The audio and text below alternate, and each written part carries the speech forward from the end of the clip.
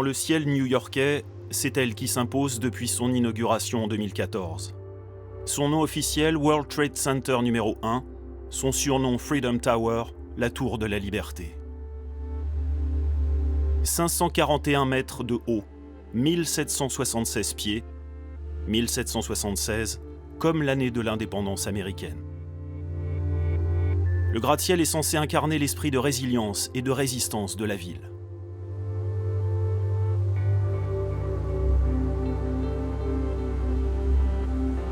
À sa base, 2 gigantesques bassins en lieu et place des anciennes tours jumelles. Y sont gravés les noms des victimes des attentats, ceux du 26 février 1993, mais aussi et surtout du 11 septembre 2001.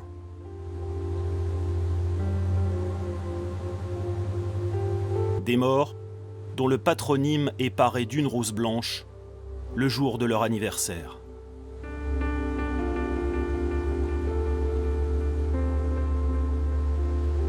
L'identité de cette survivante ne figure pas sur les stèles extérieures, mais on la trouve à l'intérieur du mémorial, à côté de ses chaussures. Elle les avait achetées un peu avant le 11 septembre, une journée radieuse jusqu'à cet instant.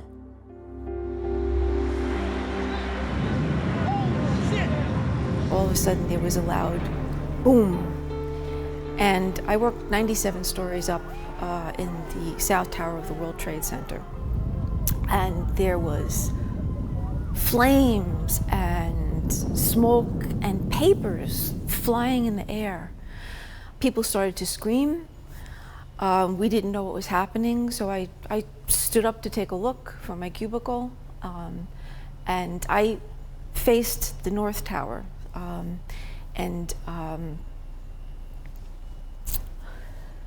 there was a wave of heat that came over us that was like opening up an oven door. I got pulled back into the crowd that was exiting, and at that point I think I had taken off my shoes because I knew that I would not make it down 97 stories in a pair of heels. I got down to maybe about the 70th floor when there was a loud sound overhead, like a train was above me, and the building started to rock back and forth and back and forth. And I shut my eyes and I remember screaming like I've never screamed in my life, and thinking that this was it and everything was going to be over. I remember putting my hands down in my face, just thinking, my God, what had happened?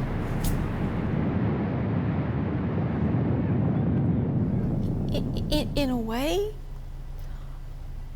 a part of me never came home after that day. I changed, and there was something that I left here. And here is some physical evidence of that. And for me, many of my friends and coworkers are still here. So it's a way for me to be with them. 20 ans après, on voit encore quelques échafaudages au World Trade Center. Une salle de spectacle doit voir le jour ici, en 2023. La reconstruction urbanistique est quasiment achevée. La construction physique et psychologique, quant à elle, tarde pour de nombreux survivants. Des survivants oubliés avec le temps, contraints de devoir gérer un corps et une tête qui, eux, n'ont rien oublié.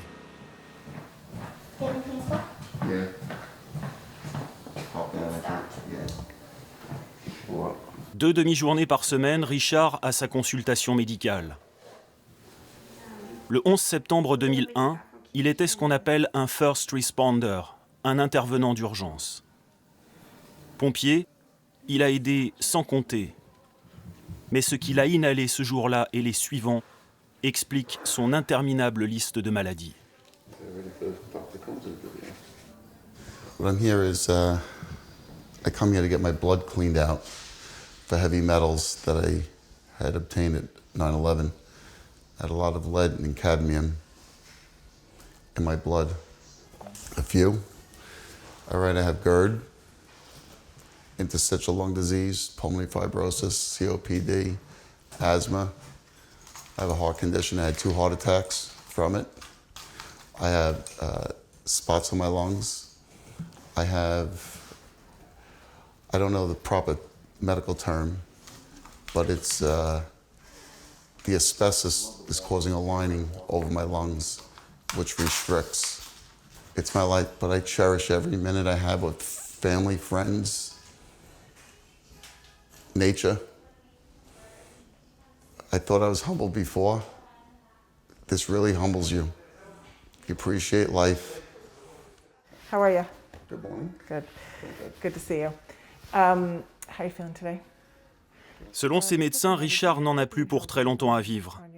Des 82 000 $ obtenus du fonds d'indemnisation des victimes, il lui reste peu.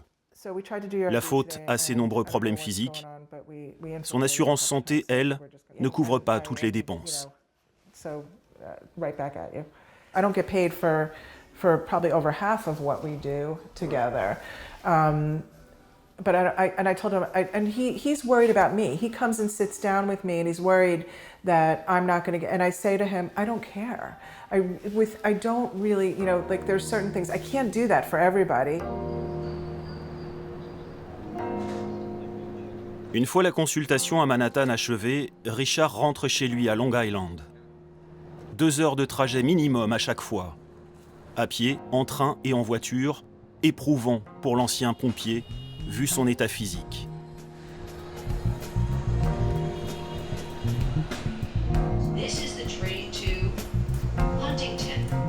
Richard dit ne pas avoir trouvé de médecin aussi attentionné plus près de chez lui. Il a fait le calcul aussi. Prendre la voiture est plus coûteux, et ce n'est pas tout. I have a lot of stuff a lot of information I have forgotten. Sometimes I'll be driving and I don't know where I am. And I'll be looking, trying to get the sense of where I am, which direction I'm going in. And it's frustrating. It's scary.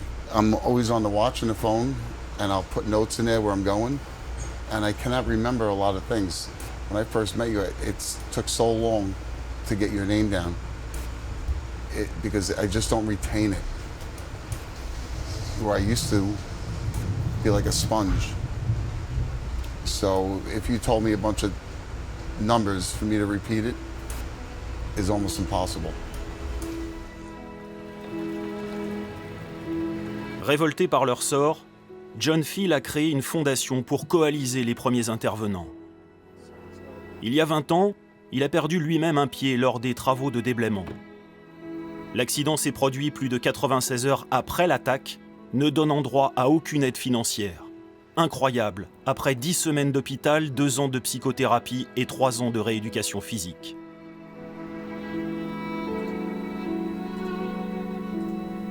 Sous l'impulsion de cet ancien ouvrier du bâtiment, une loi d'indemnisation a été votée en 2010.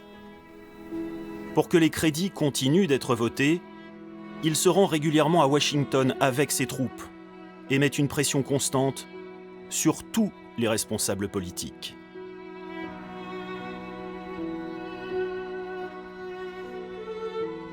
I don't care if you're a Republican or a Democrat. We're talking about human life. We're talking about suffering. So I didn't care what your ideologies were. I didn't care what you had for dinner the next day. I didn't care who your favorite ball team was. I just cared if you were going to help support 9/11 heroes and survivors and volunteers. That's all I cared about. Would you define yourself as a lobbyist? No. Lobbyists are paid. Lobbyists are paid by one side to attack the other side. Lobbyists are paid by special interest groups to ensure that something gets done for that one side.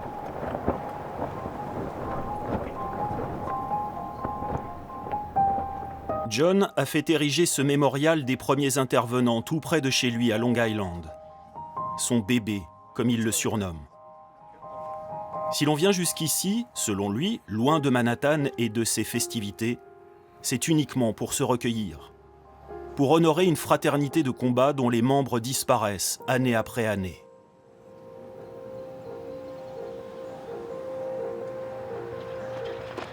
Ce jour-là, nous y retrouvons Richard, l'ancien pompier, compagnon de route de John, Un homme sans l'implication duquel sa vie serait, à l'entendre, bien différente. No, financially I'd be broke. I lost my job.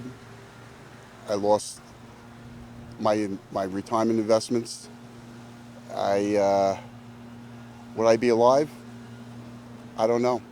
All I know is that 2.5 years ago they said I had 3 to 5 years to live, possibly. Who knows what's going to happen? And if it wasn't for those treatments, I know for a fact I wouldn't be here today.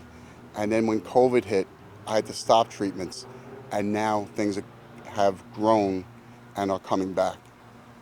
So going back to treatment, which is covered through our healthcare bill that the Feel Good Foundation had fought for, is now helping me out again. Il faut retourner à Manhattan pour comprendre les conditions d'indemnisation des victimes. Le législateur est parti de l'idée suivante. Si la ville a été frappée dans son ensemble, certains quartiers l'ont été davantage que d'autres.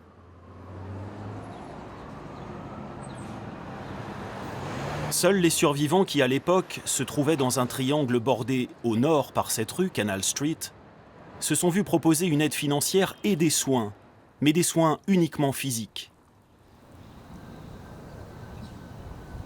Linda, la femme aux chaussures ensanglantées, qui vit ici dans le New Jersey, le confirme.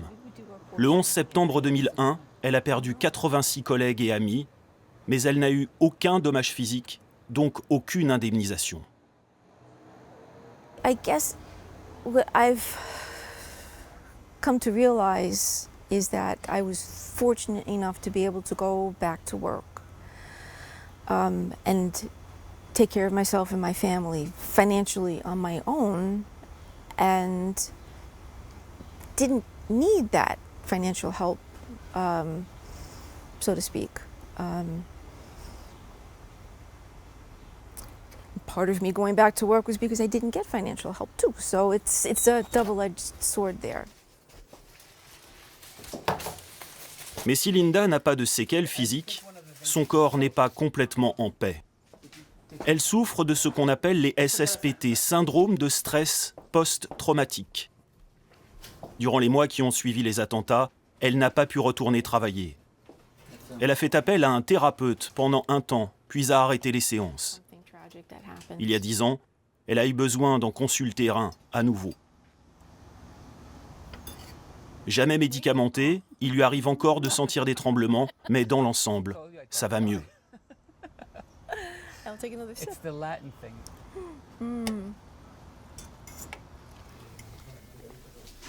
Selon ce psychologue clinicien, toutes les victimes n'avancent pas à la même vitesse. Loin de là.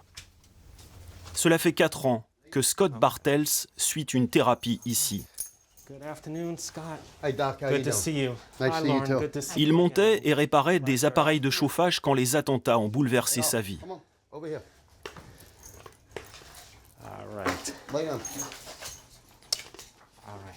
People like yourself who survived 9/11, you had to push down your feelings for so many years, right? Yeah. We've talked about this. You had to bury those feelings, and now they come up to the surface more. I'm up every night at 3 o'clock.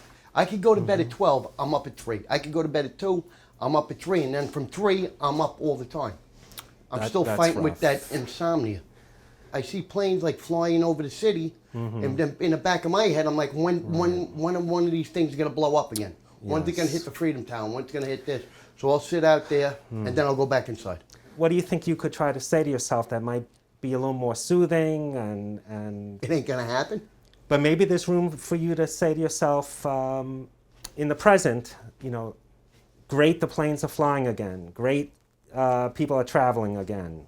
Yeah. Do you think maybe that you could try to now in the present say those kind of I things could to yourself? try. You could try. You know how I was before. I didn't like crowds. I'll never get on the subway, especially with all the shit's going on now. But she'll tell me like she wants to go out, like she loves to dance. So like she wants to go out where there's a dance environment, and I always have that shit in the back of my mind. Something's gonna happen. Somebody's gonna pull out a gun. Somebody's gonna crash with a car. And she tells me, you gotta stop thinking like that. but it's always in the back of my heart, and it's always in the back of my mind. Yes. That with the post-traumatic, you're always looking around. You're always on point. You're trying to see what's going on. Of course. And it's weird, and after a while, it gets tiring because you're always looking around. You're always, We're not talking so much about threats to yourself. In terms of first responders, there were well over 100,000 first responders, and there are some estimates that 10 to 20% still have PTSD. In terms of survivors, because it was such an act of terrorism for the whole city, for the whole nation, of course, the whole world, there may be hundreds of thousands of people who had some form of PTSD during the 9/11 period, and we do expect about 10% of those to still have some ongoing symptoms. Cette spécialiste en syndrome post-traumatique l'assure, d'autres victimes du 11 septembre présentent parfois des pathologies encore plus handicapantes. I had a patient who was a tour guide at the World Trade Center, and she was about to hit the button of the elevator just as the plane came into the building. She can't go in elevators anymore. And this lasted for years because she associated that she pushing the button was associated with the plane coming to the tower. And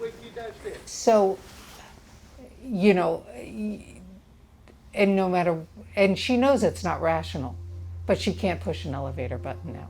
Maybe she can get in it if someone else pushes it, but she won't push a button. À la fin de sa consultation, Scott nous convie chez lui. Il vit dans le sud du Queens, un des quartiers de New York. In half a mile, at the roundabout, take the third exit. Ce ne sont pas ces tours datant des années 60 qui font la gloire de Rockaway Beach, mais ces 9 km de plage. Ce qui surprend d'emblée ici, c'est l'incessant balai d'avions. L'aéroport John Fitzgerald Kennedy est à 7 km à vol d'oiseau, étonnant lieu de vie pour Scott que la vue d'un avion en vol continue de terrifier.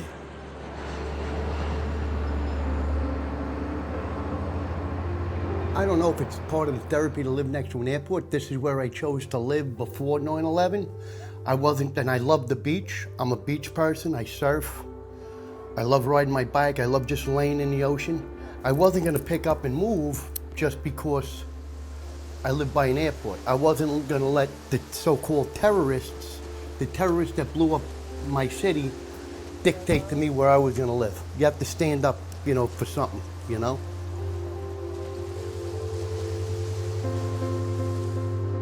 Scott a désormais un objectif, retourner au World Trade Center. Ce serait une première depuis 20 ans. Il espère ainsi gagner en sérénité et apaiser les tensions avec sa fiancée.